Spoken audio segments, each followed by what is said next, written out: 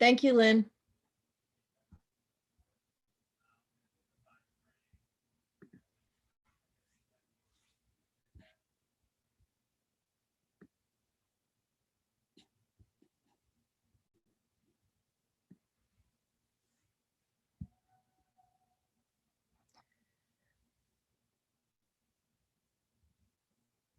It's 6:30, but why don't we give it a couple of minutes and then we'll get started, Max? Yeah, that's probably a good idea. There's still people signing in. Okay.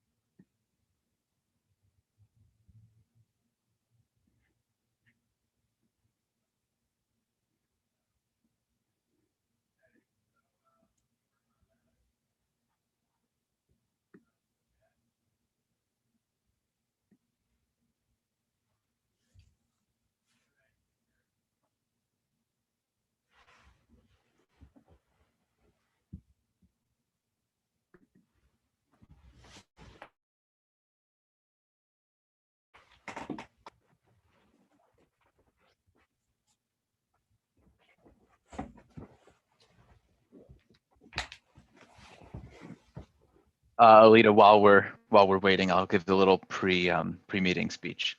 Okay, that sounds good. I was going to ask you to do your magic because magic is an art form. But go right Unfortunately, ahead. it's not magic. Okay, well, welcome everyone.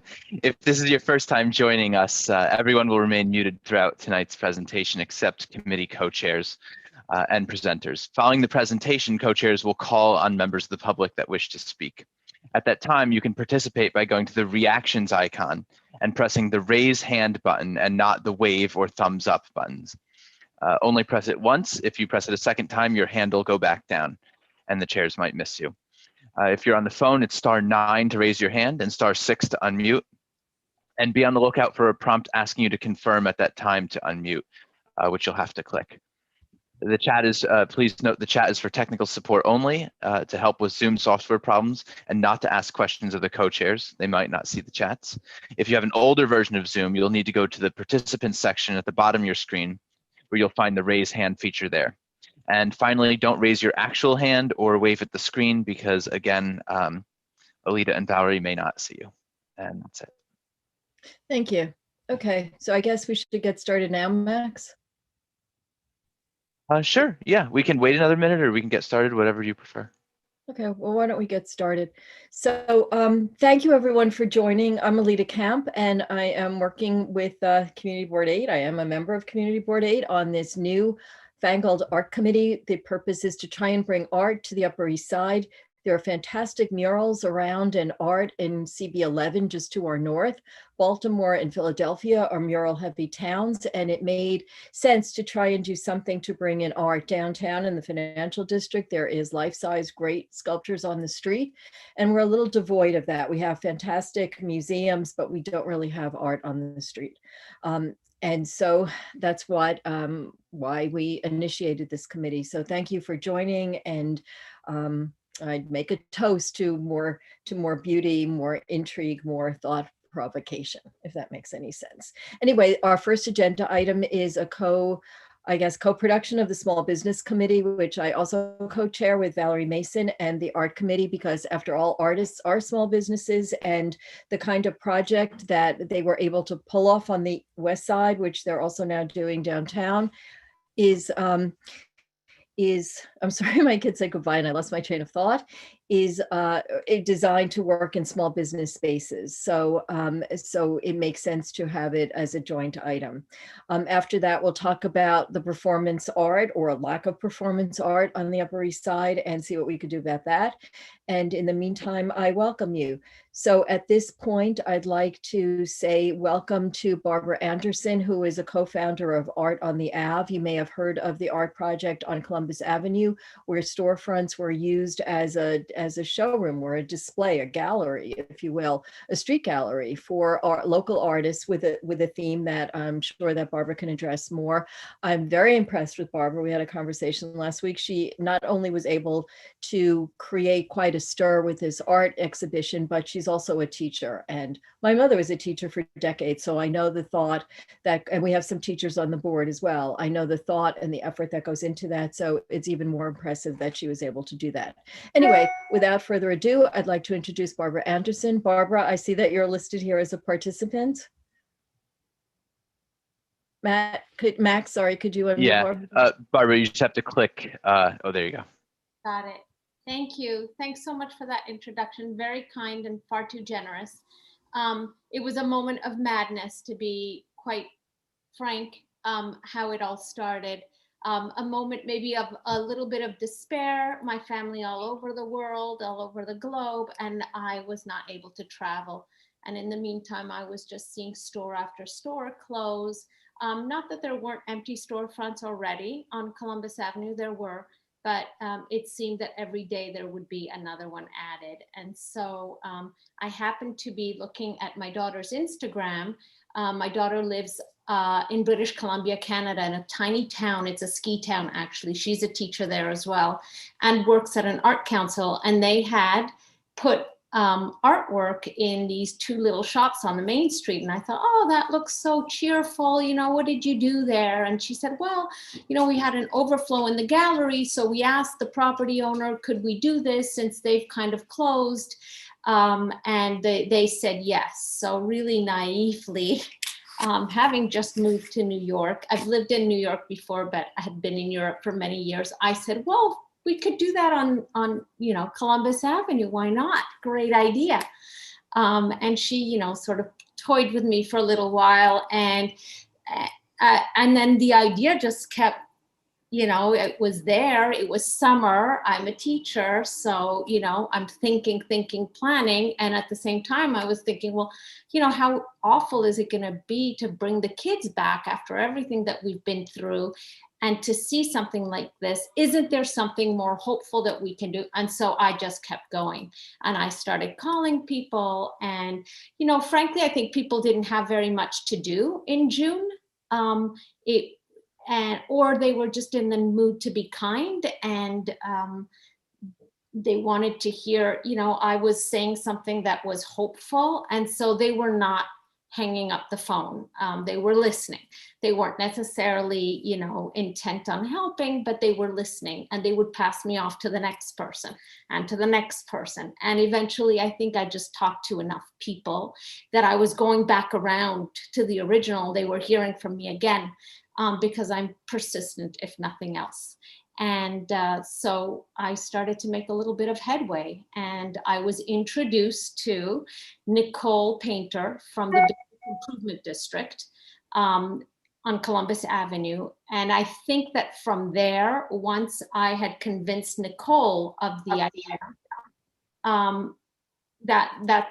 that's where it took off, because I now had a partner, and a partner who had connections to the property owners, because that is as a teacher, I guess you have all your elements of a wonderful and successful project, but you always have your reluctant participants, and there are the reluctant participants, and you've got to get them on board, and it is very difficult. So out of all the properties, you know, we engaged with landlords for a while, then they would get cold feet, but eventually we ended up with 5 really wonderful properties and a 6th one as well. And so we were able to really create this gallery space. And what we were asking the landlords, in fact, was very little. We were asking them for access twice to their building. We were covering all of the insurance cost, and twice we were asking for access, once to install the art. And again, we were super careful to have art handlers that were fully licensed and insured. We spent a lot of money on that. In fact, we spent all the money that we raised on the installation to make it look good. We wanted it to look like a professional gallery, and we think we achieved that. In fact, the day after we had installed, one of the landlords, one of the primary ones, called Nicole and said, wow, you know, I had no idea. I had no idea it was going to look like that, because we got professionally made gallery walls. We had lighting, and it did look like, it looked like a gallery on the street. So I don't know if you had a chance to be up there. I mean, I have a little presentation if you want, or a little deck that's got some visuals. I don't need to share it. I don't know who the host is. Barbara, Max is the host. Max, is that something that Barbara can do? Sure. I mean, yeah, absolutely. Only if you would find it helpful. Otherwise, you are free to ask me any questions that you want. But if you want, I won't go through the whole presentation. I'll just show you some of the visuals, and it might sort of help you to see what we did. If you didn't, I think visuals are helpful. Thank you. And you're able to share your screen now, or you should be able to at least. Thank you. Yeah. Okay, so this is, we've just changed the deck a little bit because we're moving to the West Village. And that is something that kind of just happened as well. But a lot of people reached out and said, oh, we really love what you did up there. Is it, you know, do you think that you could do it down in this area? And so we looked at a lot of different areas, and we've got one coming up in the spring, and then another one coming up at the end of August somewhere else. So basically this is what the model looks like. We've got local artists that we highlight and spotlight, and we try to reach out to artists who are underrepresented. So we do an outreach in that way. We look at organizations within that community. So here it was Upper West Side arts organizations that we reached out primarily to. It was open to anyone in the 5 boroughs, but we did that kind of outreach, and we're doing that in the West Village as well. And then there's the part of the local property owners.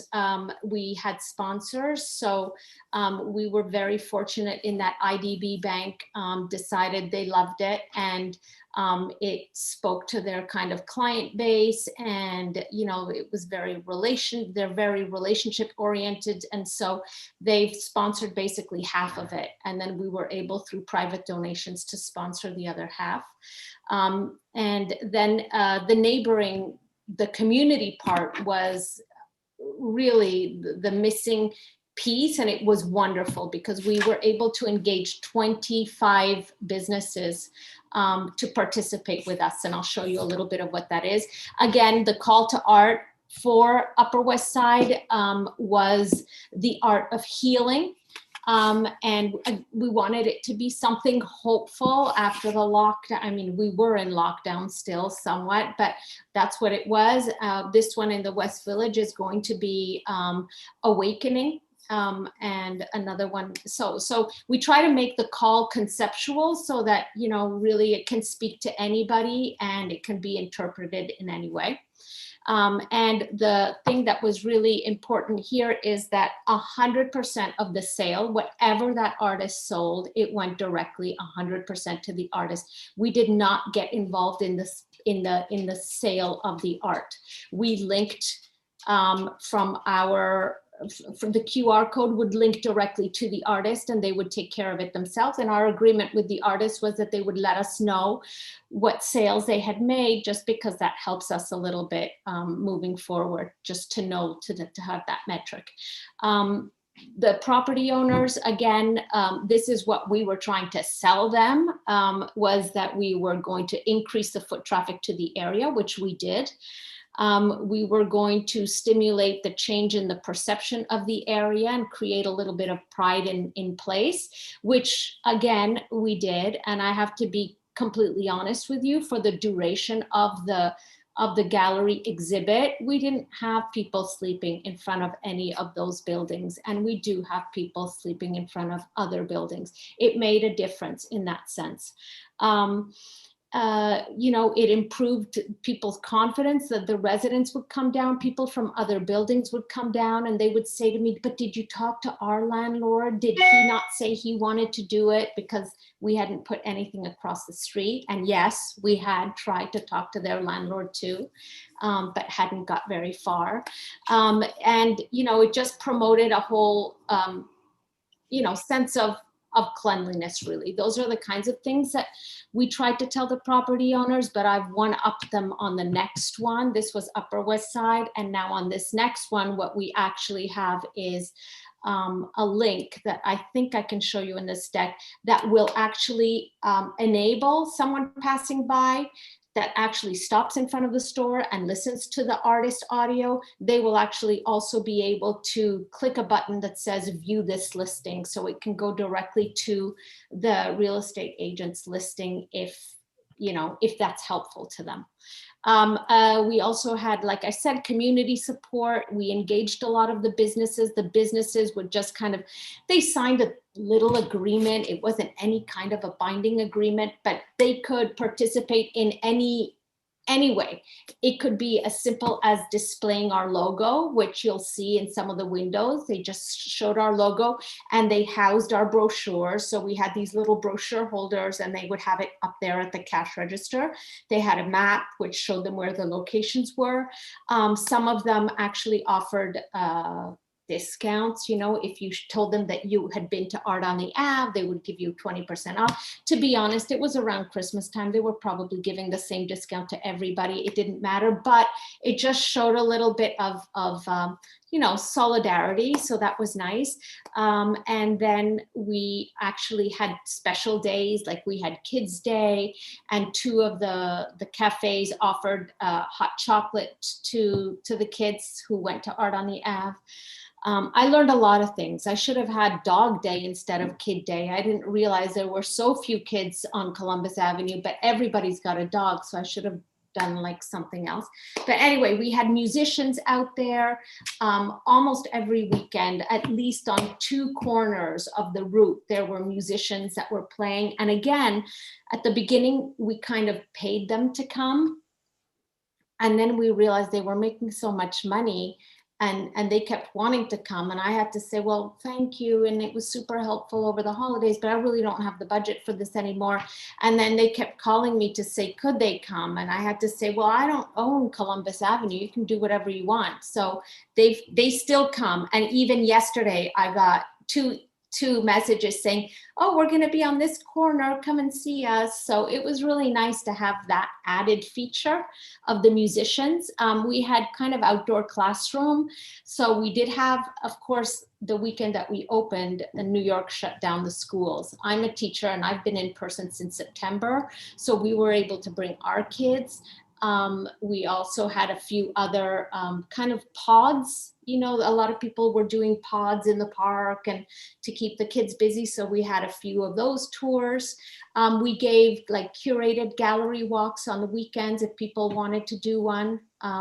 So that was interesting. Oh, this is the QR code that I was sort of mentioning. So when you go to the piece of art, initially what we had is just like this audio and you would hear the artist speak. And I actually think that that was one of the best features of the project. And I think that that does come from my background. I just don't think that, you know, if people are really hugely into art, they're going to go to a museum. They're going to go to an art gallery. If they're real collectors, they're going to go to Sotheby's and Christie's or the auction houses or places like that.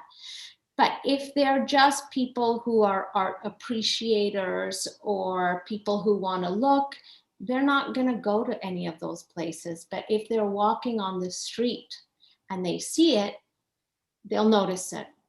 And then they'll walk by it again the second time, and now they might stop in front of it and actually look at it. And then the third time around with their coffee, they might actually take their phone and listen to the artist. And now they've made that human connection. Now they actually feel like, wow, that I really like that piece. And it's become almost a familiar piece. And it starts, they kind of feel like they're, anyway, long story short, I heard countless stories from both the artists and the buyers that's what did it. That's what made them stop and buy that piece, is it became familiar. And we sold over $54,000 of work. And every week we still get emails from the artists telling us, oh, because of Art on the Ave, I sold another one. Or the person who sold this referred me to a friend and I've sold another one. So I just wanted you and Jackie to know. So for us, that's really, I mean, honestly, we all know that one piece of art can cost easily more than $50,000. But if you think about the fact that we capped at $5,000 and very few artists priced anywhere near $5,000, it was actually art that would range between $600 and $2,000. That's actually quite a lot of art that's sold. So that was really good. Again, this is what it sort of looks like. Now I've realized that I can't even show this really to the property owners because it covers too much of their window, number one, and they don't want that. And number two, they want to keep their signage, which we did keep their signage. So one of these pictures I would remove and I would put like a for rent sign in there. And you know what? I don't even think it takes, so it is what it is. You know, we are taking vacant storefronts. They are being kind, super kind, really generous, and giving them to me after much cajoling, and I have to leave their rental sign. I try sometimes to convince them to let me put them in the door. And again, you want to make sure that they can see through so that if anyone wants to see the space, they can see the space. They need to be convinced that people can access. You know, the artists have to know that we've got people visiting the properties, and the artists do know that. It's part of the artist agreement that you know, when it comes to insurance, we are not insuring the art. So they have two choices. If they want to be in the exhibit, they can either waive insurance, which I think all of them actually did at Art on the Ave on Columbus, or they can get their own insurance and they have to provide us proof of that. And yeah, that's about it. So I am done. Anyone wants to donate, feel free. So I'll just stop there. I'll tell you, I thought it was an accomplishment just having spoken to you, but listening to all of this and the success makes me think it's even a greater accomplishment than I had originally thought. I'm sure the artists were very, very pleased to have been part of this, as well as the landlords and the residents. I just one question, and then I'll ask if the public and other board members do. Do you know if any of the real estate storefronts were actually rented during that time? Yes, actually, one of them was rented. It was one of our really great spaces. It was the corner of 74th and Columbus. It used to be La Terrine, which was a kind of like they sold pottery, French pottery, really. So that one it rented in the middle of the exhibit, actually not in the middle, more towards the end. So it was beginning of January. And we know, like, our agreement is the minute you rent, just tell us when you need us out, and we will remove the next day. But he was really nice, and he said, well, it's leased, but I'll let you know when you have to take it out. And he didn't tell us anything until the third week of January. And then we were in the New York Times as something to do on Martin Luther King weekend. And then he told us to remove it. So I wrote to him and I said, I'm really sorry. And I know that I've been saying up and down that the minute you need it, I'll get it. But please, we were just in the New York Times, and this happens to be, you know, a gallery of really African-American photojournalists. Is there any way that we can just leave it for the Senate? And he was so wonderful. He said, absolutely, don't even think about it. So we actually went in on that Monday night and removed it then. And then another one rented. So the big restaurant 8th Hill that was on the corner of 77th and Columbus, that one rented just right after. Did it rent because of the exhibit, do you think? You know what? I'd like to say yes to you, but I don't know. I don't think so. I don't think it hurt. And actually I was quite friendly with the supers in a lot of the buildings because I would see them often because I was down there all the time. Not in the buildings, but I would just go and check and see. And he did tell me that there had been a lot more people visiting, but it could also be, you know, just luck. Okay, great. Let's see if are there any questions? Does anyone have any questions from the public or the board? And I'll ask my small business co-chair. Valerie, do you have any questions? I see. I am looking for Valerie. Hang on one second. But we do have a question from Jade M, a member of the public. Max, if you could. Yeah, we can go there. And actually, I see Billy just asked, do we have a copy of these slides, which maybe we can get. Okay. Jade? Go ahead, Jade. You have to click to unmute. Okay, got it. Thank you so much. Thank you for that presentation, and what an amazing initiative and so successful already. It's really, really promising. I was wondering, I didn't notice whether the retail spaces were commercial or residential. Is it both, a mix, or? No, they were all retail. Okay. Is that what you're asking? Yeah. They were all, yeah. They were all stores. Yeah. Okay.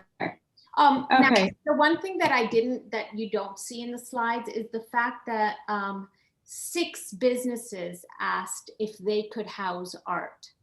And that was really incredible because 3 of them were actually big, you know, like one was Athleta, which is owned by the Gap. The other one was Paper Source. And then the third one of the big ones was Johnny Was. And to be really honest with you, in the beginning, I hadn't even gone to them because I just thought, oh my God, it's corporate. It's gonna have to go through so many layers of permissions. I'm just kind of like flying by the seat of my pants. I don't have time for that. So I didn't even bother. And you know what? They were incredible. They came to me. And then they made it happen. Like within a week, I had agreements from them and they wanted to see the art. And again, I sent them a variety of things. And they, you know, these are companies that had made very clear, that had sent very clear messaging back in June during Black Lives Matter. And they were not gonna back away from that. And they were, so for example, Paper Source, they cleared out a whole window so that they could put a painting of the George Floyd March. And Athleta was very particular that they wanted something that portrayed strong Black or Latino brown women. And they picked something that was huge. And I went over there and delivered it. And they cleared out 2 mannequins out of the window so that we could put this piece in. So that was a really nice added bonus. I'm trying to think. And then there were some smaller ones, like we have a small, it's called Black Press Coffee, and they wanted something that was LGBTQ. And so we were able to put that piece in. And then Johnny Was ended up taking a sister piece to that one, and they were next to each other and it fit their window perfectly. So there was another element to the curation that had nothing to do with the original curation that ended up happening because we tried to find pieces that match the mission or the vision or the actual look of the store. Right. Okay, great. Wow, that's really exciting. And so were these actually purchases on the part of the stores, or is it a sort of grocery? No, they didn't. 3 of them did sell actually, but the stores did not purchase them. Okay. And then what happened after the work sold? Did they ask for more work? No, that's a really good question, and it's very important actually. So the agreement has to be with the artists that that once they've submitted the work has to stay in the show for the duration of the show. So it's in there for 3 months. So they can make the sale, but the work has to stay there. And there were 2 times where, you know, someone kind of begged me and said, please, is there any way? And I actually wrote to the person who was doing the purchase and convinced them to leave it in the show. And that, again, is because my agreement with the landlord, and I'm super, super strict about maintaining it, is that I go in twice, once to install and once to remove. I cannot go in there just to remove a piece of art. And then what happens to that whole gallery wall? I can't just replace it with anything. It's been curated, you know, it's been put in a certain way. There are audios that all kind of are numbered according to the art. So it can't happen. Once it's in there, it stays in there. And it didn't really, except for those 2. One person I called and convinced them to let it stay. And the other one, I guess he lost the sale actually, because the person didn't want to wait. Thank you. Jade, do you have anything else? No, thank you. That's a lot of great information. Okay, Thanks. terrific. Lynn Cashman, Max? Sure. Go ahead, Lynn. I was wondering, what avenue are you considering to show this art on the Upper East Side? Oh, For you, yeah. yeah, I think this is, I haven't heard anything about any program or any initiative with respect to anyone else. This was through the community board that I had invited Barbara. So everything is open in terms of discussion for having some kind of display similar to that. We have more avenues to choose from. So, and we have bids on the Upper East Side and other neighborhood associations. So we'll take it from here, I hope. And are always interested in suggestions from the public too. Thank you. Anything else, Lynn? Oh, you're muted. Yes, no, you can shake your head. No, okay. Max, can we go, anyone else from the public? Okay, well, you can always still raise your hand. Let's go to the board then. Peggy Price. Go ahead, Peggy. Thank you. Can you?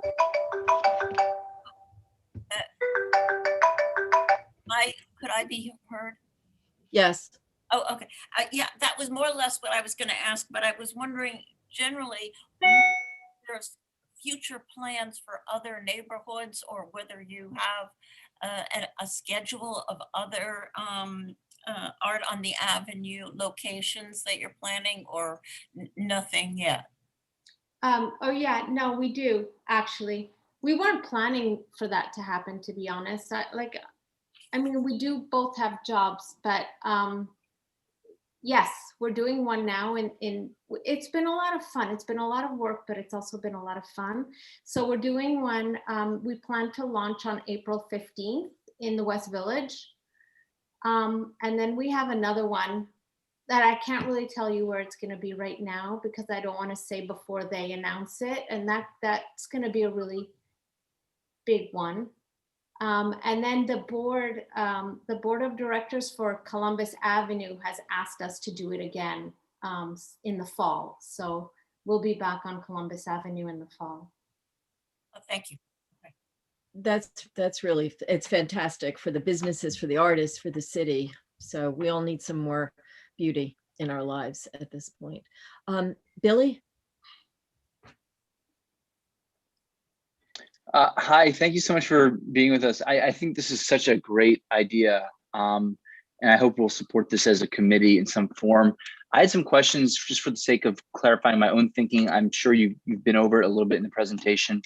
I want to make sure I understood sort of the mechanism for how, I guess, this gets arranged with the landlord and how the rent gets paid. I thought I heard you at the beginning of your presentation refer to perhaps private sponsors. And so my first question is it sort of money gets raised from private entities, individuals, organizations, and that would then go towards some form of a rent, perhaps a discounted rent to the landlord? How does it get paid?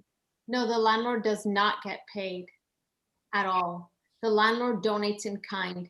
And sadly, they don't get anything for that. To, you know, like when I get a donation to Art on the Ave, from the bank or from a private person, I can give them, because I work through NEFA, so I have that fiscal sponsorship thing, and I can give them their tax receipt or whatever that is. But to the landlord, I can't do that either. And that's always their first question. Can I get a tax receipt? Because they know I'm not going to pay rent. I can't, you know. No, I just have to appeal to their kindness. And it's really a lot of appealing. And it's not that they're not kind, but you can't even get to them, to be honest. In fact, if anybody here knows any landlord, please share.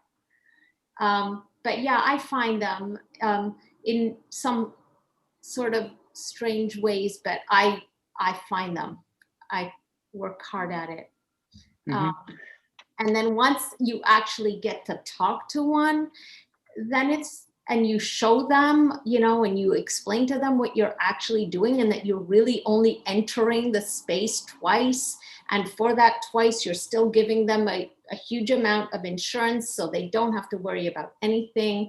And that you do bring a lot of foot traffic there, and that I can, anytime there's a press thing, I put them in front of a different store so that, you know, that it's seen. I mean, a lot of them don't really need that publicity, to be honest. They don't need me for anything. So I just have to beg. That's what I have to do. And I can't pay them rent. And then can you speak again a little bit more about that last point about insurance and liability issues, and how does it get sort of squared away with the landlord? Okay, so we were very fortunate because the bid on Columbus Avenue took care of the insurance for us. Actually, they went to their insurance broker and they said, listen, we need indemnity insurance, liability insurance. And when the broker actually understood how very little intrusion was going to happen on the property, the broker said, you know what, this is actually covered under your policy anyway. And so he added something, and then they took care of that. But now that I'm doing it in West Village, there is no bid in the West Village. And actually thinking about doing it again, I'd be very careful of that.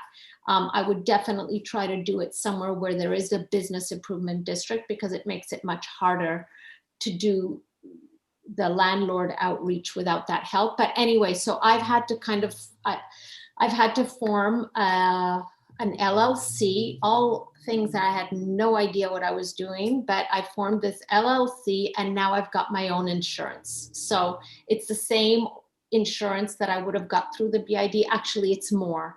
And I was happy to get a little bit more just so I don't have to worry about anything. Yeah, I'm glad you mentioned that, because we have bids here in Community District 8, but you know, Rob, who has his hand raised, from the East Midtown Partnership, says it gets you sort of in the lower portion of the district. Plus, we have the Madison Avenue bid, and as I think about where this would make sense, you know, I'm sure we have a lot of opinions on this board, but there are so many vacancies, particularly on 3rd Avenue. There are some blocks, there are 3 or 4 vacancies per block on the side of the street. It's really grim.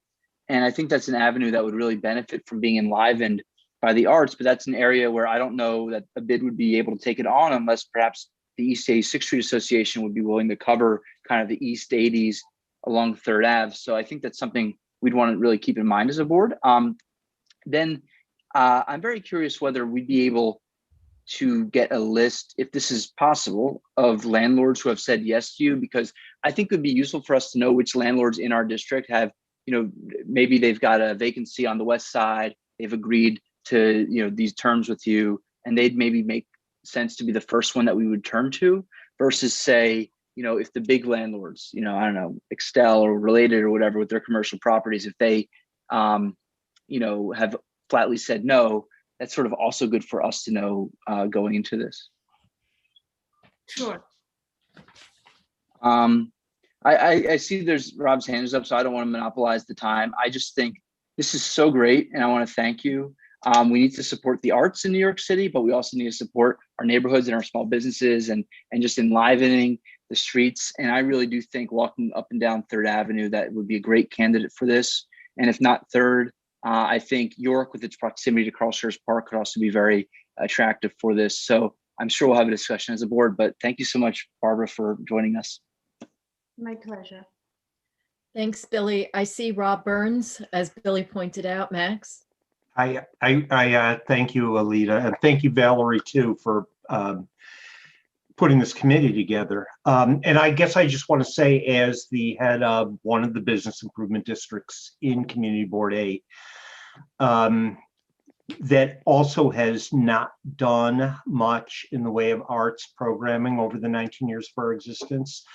We are extremely interested, Barbara, and you'll be hearing from us. And we'll, a couple of my board members, as a matter of fact, are on this call right now. So I think that the board would be very interested in pursuing some arts programming, filling up some of those vacant windows, and generally improving the area. So you'll be hearing from us. Thank you.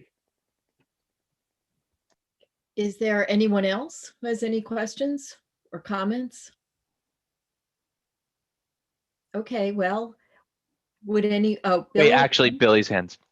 I know, I see. Thank you, Max. Yeah, I don't know that we need Barbara to stick around for this part, but I do think a resolution would be appropriate if there's interest in the committee to support this idea and urge bringing it to this Community District 8. And I'm happy to flesh it out more if you'd like, but I don't know if Barbara needs to stick around for that or not. Then if it's okay with you guys, I'm gonna go off. I've got a little planning to do. And thank you so much for having me, and thanks for all your kind words. And I'm sure that, well, it's so nice to see so many people that would be supportive of something like this already. So it's really wonderful. Have a nice. Wait, before you go, Barbara, there's someone else from the board who has her hand raised, Lorraine Brown. Max, if you would. Go ahead, Mrs. Brown. Hi, thank you very much.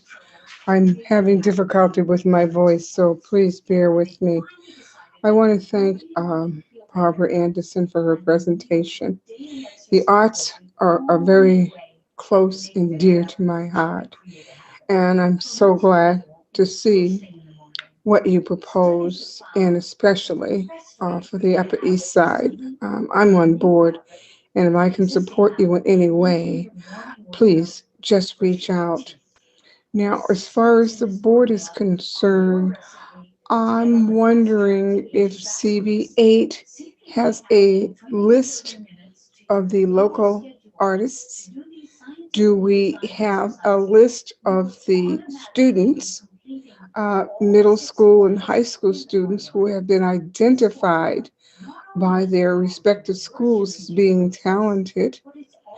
And do we also have a list, and if not, perhaps we can generate one, of the folks in the NYCHA developments who are artists?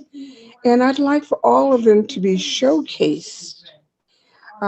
We should have some type of showcase in our mitigated future here in the Upper East Side, where they could be recognized and supported.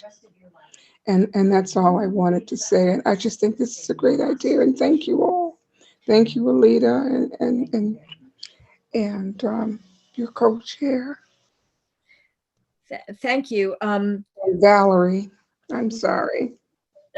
That's okay. I think the idea of supporting and showcasing NYCHA artists is really good.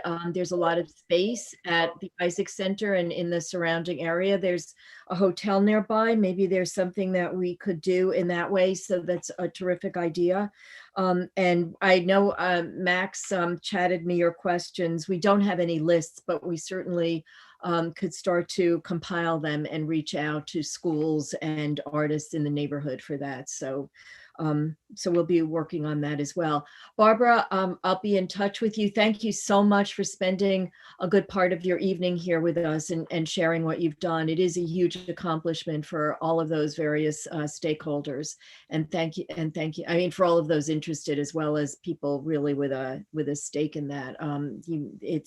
I could see it being a whole new tourist thing too, which we could use as well. around the city. So thank you. Okay, and Barbara's still muted and she's gone. So, okay. Gail, did you have a question? I see you just raised your hand. Did you have a question for Barbara? Not for Barbara. I just wanted to make a couple of comments. Please do. Number one, I think that it's a terrific idea.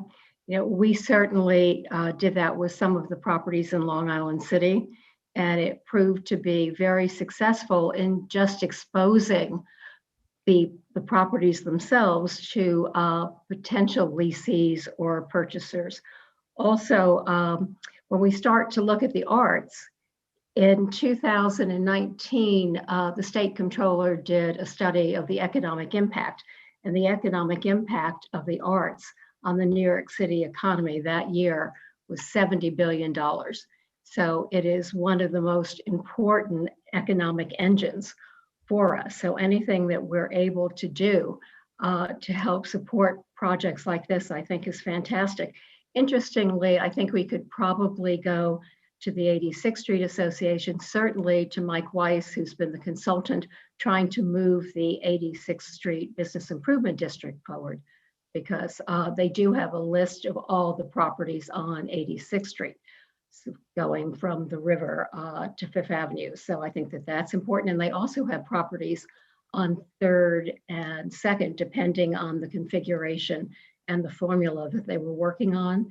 So I would hope that they would be willing to share that. So in any place where we've got a list, I think we should be able to pursue that. And then we would also have to think, okay, how do we do the fundraising piece where if it's not for Rob's bid for East Midtown or for Matt's bid on Madison Avenue, you've got to have $40,000 or $50,000 to figure out how you're going to get the insurance, how you're going to have the installation.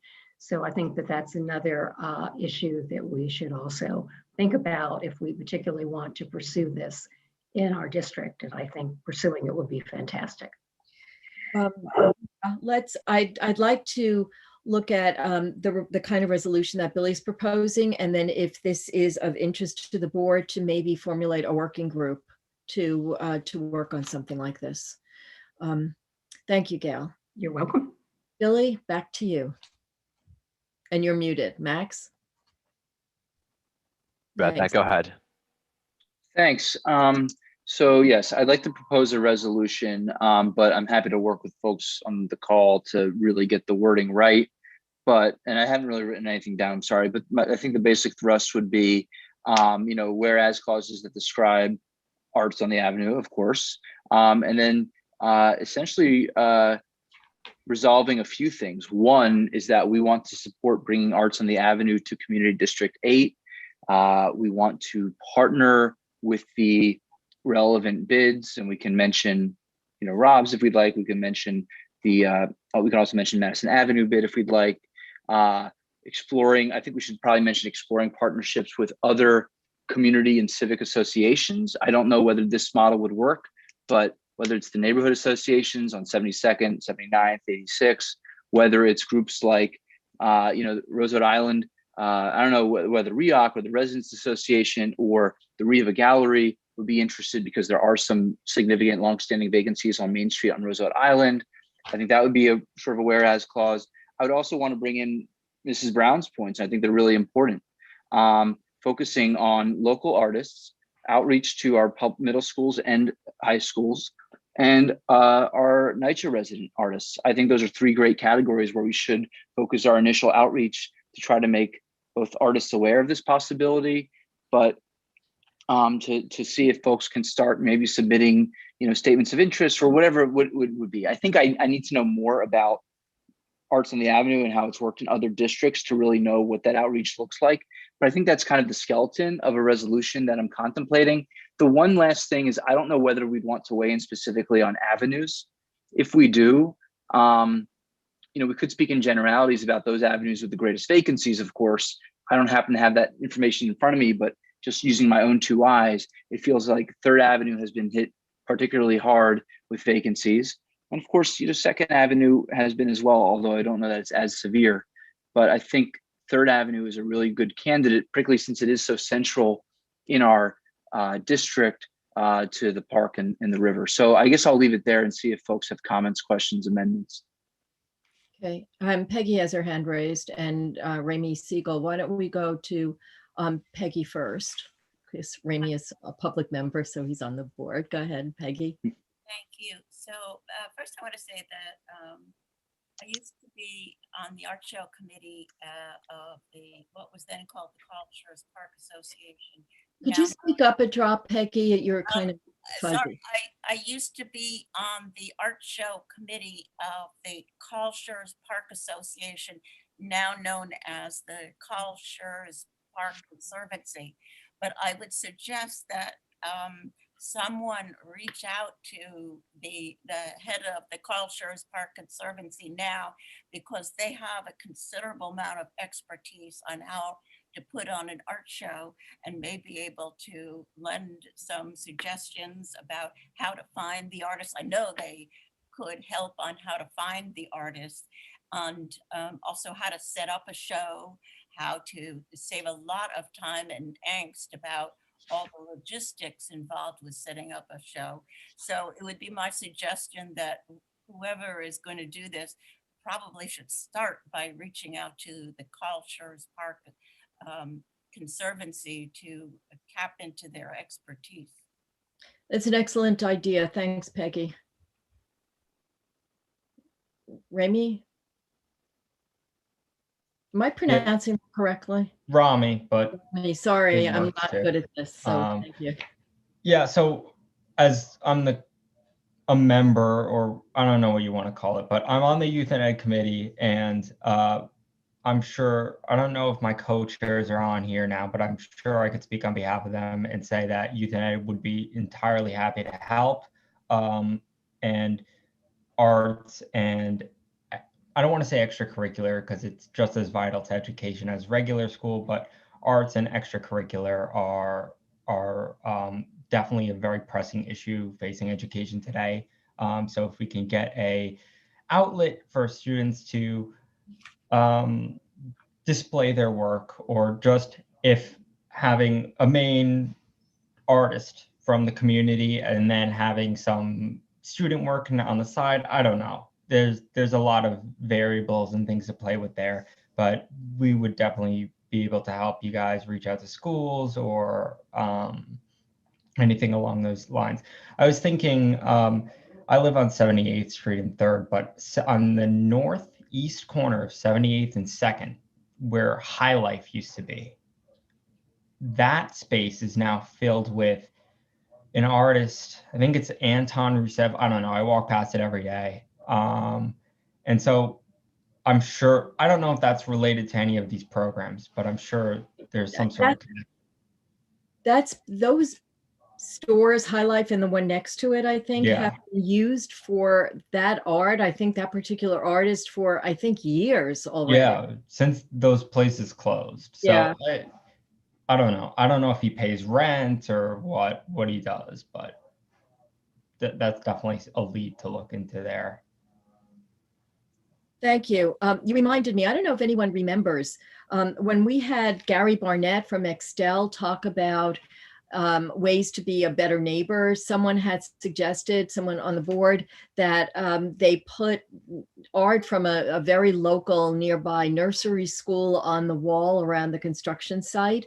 And it would be something great for the students to contribute to the street life of the city, and it would add interest to a block that from corner to corner had nothing but a fence.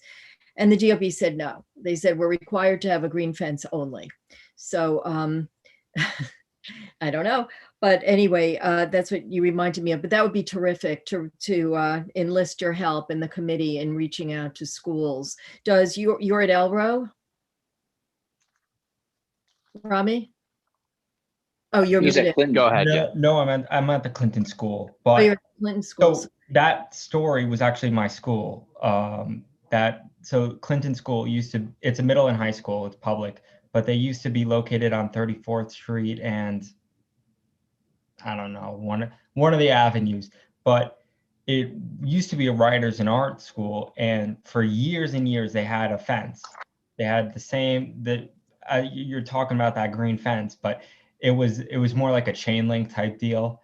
And somehow they negotiated with either the construction corporation that was in charge of the site or someone to get student artwork on the walls. And I'll find pictures of it. I know I have them somewhere, but this was before my time at the school, but 6-7 years ago. But that it was definitely doable and something that's a thing. So I'll definitely be in touch. Okay, it seems, thanks. It seems to be a thing more up in CB11, but it would be interesting to see what we could do in this community. Let's go back to Billy's motion. Is there a second? Bill, you're unmuted. Well, I think someone needs to second it. Yeah, that's what I just asked for. I see Gail's hand. Are you seconding it? And Rami, your hand's still up. I don't know if that's deliberate. Okay, I guess not. Okay, so Gail seconded it. Billy, is there anything else you'd like to add? No? Okay. Would anyone like to call the question? If there's no further discussion, Barry has his hand up, Max. Yes, please call the question. Thank you, Barry. You're Oh, welcome. I wasn't supposed to do that as a chair of this. Is there a second to calling the question? Oh, you know what? Sorry to interrupt, Lita. Valerie just messaged me. I have to find her. Oh, there you are. Sorry, Valerie. Click to unmute. No, that's okay. There you Is Barry's, is Billy's motion that we're partnering, that we try to partner with Art on the Avenue? I'm a little confused by the discussion versus the motion. Billy? Well, look, I don't know how we operationalize this just yet. I feel a little bit like I need to know more about how Arts on the Avenue works, but it sounds like from their discussion that they need to identify partners, ideally a bid. So I think this resolution would be more, I can keep it kind of vague, but be more in the spirit of, the community board supports this work and wants to help facilitate those partnerships to bring Arts on the Avenue here. But I don't know that we would partner with them directly, if that makes sense. Well, I originally, and I know Russell has his hand up, I was wondering if it was something that we could pursue without Art on the Ave and just take it upon ourselves to work with the bids or work with the stores and the landlords, which is why I'm having a working group on this or at the next committee meeting to be able to talk about this. But before, I guess, and that was a good point, Valerie, it was something that was weaving around in my head, but much more amorphously than you put it. Let's go to Russell, who's the chair of the board. Russell. Go ahead. Thank you. So I think, it sounds to me like, there's maybe sort of two separate things. And I think if we have a resolution saying that we support Art on the Avenue and we're calling on them to work with bids and calling on bids to work with them and offering to facilitate any way we can on the one hand, and then sort of separately, if we have our own kind of parallel effort to do what we can in terms of trying to connect people and set this up. I don't think these things are mutually exclusive. So it seems to me like we could do, we have the resolution like Billy has proposed that's sort of more focused on Art on the Avenue and trying to promote that and encourage that. And then I think we could still have the ability to do our own thing and maybe check in with Carl Schurz Park, as was suggested, on how best to go about that and all that kind of stuff we can still be doing also. Yeah, because I think the categories that Lorraine Brown had suggested, that people are interested in school kids and NYCHA residents, as well as local artists. I gather that Art on the Ave works with local artists as well, or that's their primary interest, I think would be really useful and target the art to what's specific in the neighborhood and the residents of our community. So I think that that would be important. So then, Billy, do you want to, I'm wondering about, so then your resolution, Billy, and correct me if I'm wrong, is unless you want to reframe it, is to support Art on the Ave to work with the bids as necessary to support that kind of effort to bring art to the Upper East Side. And then are we also having, I guess we don't need a resolution to work on our own on this, and we'll see how that evolves. Is that right? Yeah, although I would want to expand it a bit, like to say work with bids, and we could say other relevant organizations, other relevant neighborhood organizations. I don't want it to just be limited to bids, because it sounds like they've tried to work with non-bids and maybe it hasn't gone well in the village, but we shouldn't close that off, especially given how limited, our bids are on the Upper East Side in terms of geographic reach. Right. We have Madison Avenue and we have Rob's, and then we have the block associations. Yeah, I think her point was more about the economics of it and the insurance and that the bid facilitates. I think also, if I may, her point was that in these areas, it's hard to figure out who the landlords are. I think especially Barry's neighborhood association with a lot of commercial and businesses that are members, it might be easier for us to figure out who the landlords are on the Upper East Side. So, I mean, that seemed to me why she needed the bids. If you go into some of these neighborhoods and you don't know who the commercial renters are, you could spend 3 or 4 months trying to figure out who the landlords are to contact for the empty space. Yeah, I thought it was also financial about the insurance, but maybe she'll be able to provide a list of the landlords. Also, someone in my building, and I've talked to him in the context of other things relating to the small business committee, represents a lot of commercial owners and leasing their space. So, and I invited him to this meeting specifically, but he just became, I think, a new grandfather, so his time is busy. Anyway. Okay, well, I think Barry called the question, right? So yeah. Is there a second to that? Russell, your hand's still up. Yeah, I just didn't lower it. I'll second. Okay, thank you. Okay, then if anyone objects, please raise your hand. Okay, otherwise let's vote on that. If you abstain or are voting no or not voting for cause, please raise your hand. Okay, well then it looks like it's unanimous. So let me just make sure I have all the board members who are here. So I'm just writing it down. Valerie, Barry, Billy, Brian, Gail, Lori, Mrs. Brown, Peggy, Russell, and that's it. Is there anyone that I've missed who's on the board? You said Lori? I did. Okay. Lori Boris, yes. Okay, well, terrific. Okay, then let's move on to the next agenda item, which is performance. So the city, and this is very confusing, Max and I worked on it for some time today. The city has an initiative to allow performing arts on the streets between now and I think November because of the pandemic and the impact that it's had on cultural organizations. Unfortunately, and this is what was hard to parse out, there are no streets available on the Upper East Side to participate in this program. It seems to be an open culture initiative, which required designation from the city, and we didn't meet it. But I understand that with some effort, we might be able to get the city to agree that some of our streets should be available. Their performances, they're not, I don't know if they're ticketed, if there's sound available. We have a couple of parks, as you know, we have Carl Schurz and John Jay would make really nice spaces for anything ranging from poetry to a small one-act plays to music to dance.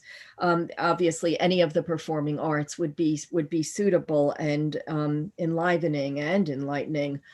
So if anyone has ideas about what streets we could propose to be included in this, you should email the office and the board office and me at camp@cb8m.com so that we can work on trying to get some streets included. Otherwise, is it just the standard practice? I don't know. We'll have to figure out whether we could use the parks. I know last fall and last summer, we were talking to the parks about doing something, and they were not allowing amplified sound. So we were talking about the memorial service that we put on, and they would not allow amplified sound. I don't know if anything has changed. Maybe as the vaccines progress, there will be, but certainly if anyone knows of any streets that would be good for performances or parks, well, the parks, I guess, would be separate, but any streets, you should certainly let us know, and we'll work on getting those included. Any comments or questions on that?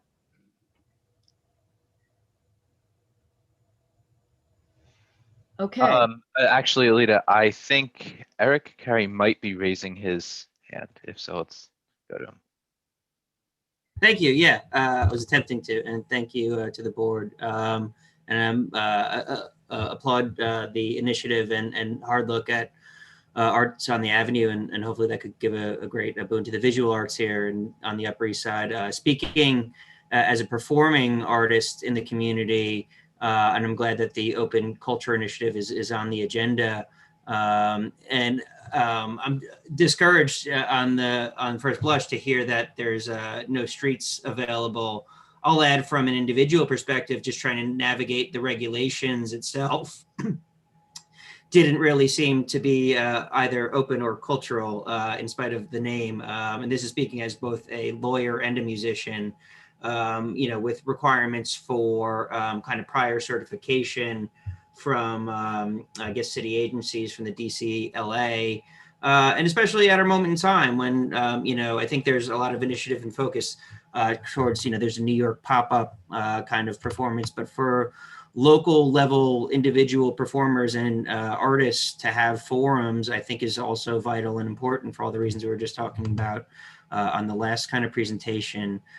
So, it does also for the permitting requirements kind of require interface with the community board. So I think, just on an individual level, yes, making sure obviously there's spaces where we can do this, but that people, if I'm speaking, I can imagine that there's others who are facing it and trying to figure out just how to take advantage of this initiative. It'd be great to kind of encourage us to use this to whatever purpose it was meant to serve. I can speak to some frustration on just first blush trying to get oriented with using what the initiative is meant to achieve for our community. Yeah, I agree with you. It's frustrating from where I stand too, because we don't know when it's usable, when it's not usable. We also don't have any open streets for the open dining either. So it feels like sometimes we fall off the end of the New York City map when it comes to citywide initiatives.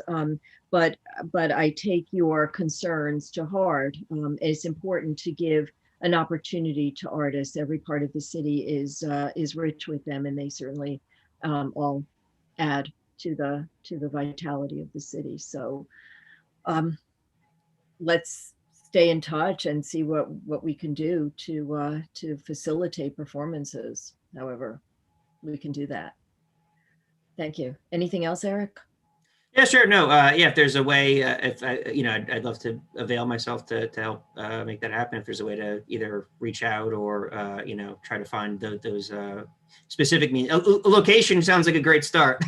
There has to be somewhere, within our community board that would host. I would like to think, because consider from the reverse angle too. If it just doesn't become available for people who are trying to do it legitimately and with a permit, then invites kind of other opportunities, I suppose. And on the sounding permit too, the feedback from the local from precinct, I guess, is the 19th, was bizarre during the summer. It was, that they're not issuing sound permits. So again, even trying to do the right thing and even in park and open spaces was meeting with frustration. Would love to see that change. or at least We have some POPs in the community, the privately owned public spaces that are those plazas developers gave in exchange for more height. I don't know, maybe those are possible too, obviously with permission of the landlord or the building. Thank you. Let's go to Rob as a member of the public. Rob, Max, thanks. Yeah, sorry, I don't mean to interrupt, and it's very quick. You can close a street, you just need the people to do it. I can't close any streets in CB8 because every street is either an entrance to or an exit off of the Queensboro Bridge. But any neighborhood group, any group of merchants can get together and close a block off. So I just want to make that point, and that has happened in other parts of the city. So, you know, just it's not a city thing. It's a matter of personnel. Okay. I think the city has something specific in mind for this cultural initiative, but I think hearing from you, we do have neighborhood groups and associations, so that's really useful information. Thank you. And you weren't interrupting. Peggy, Max? Yeah, so I wanted to point out that there is a closed street in our community. I think it's 92nd Street between 2nd and 3rd. It's right next to Rupert Park. Oh, is that James Cagney place? Yes, and it's perpetually closed, so you don't have to go ahead and try to get permission to close it. It's closed. And I would think that it'd be worth putting on the list. It's got seating along both sides of the street. It's nice and shaded. It's got lots of amenities and a lot of tall buildings there in that area, so that there's plenty of people. So I would just suggest putting it on the list. I think that's a great idea. The only issue with that is something that's gone before the Transportation Committee, which is that the pavers are out of line and part of the street's been closed because there are no pavers down there, but the rest of it, I think, is open. So I think that's a great idea. So that's definitely on the list. Thank you. Anyone else on this?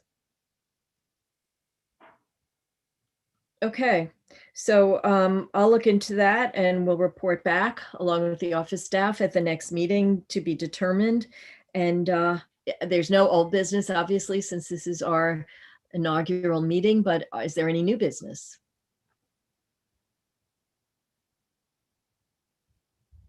Okay. Well, thank you so much, everyone, for joining. And I look forward to helping with everyone else who's interested, bring more art to our community and enriching our lives and helping to support artists and small businesses. So I'm excited about this, and I hope you guys are too. Membership is welcome. Participation is welcome. The working group will establish for the something akin to Art on the Avenue. And in the meantime, thank you so much. Stay safe and stay well. And I appreciate you all being here. Thank you. And Valerie, thank you for working on it with me on the small business part together. Okay, so I guess with that, adieu. Good night.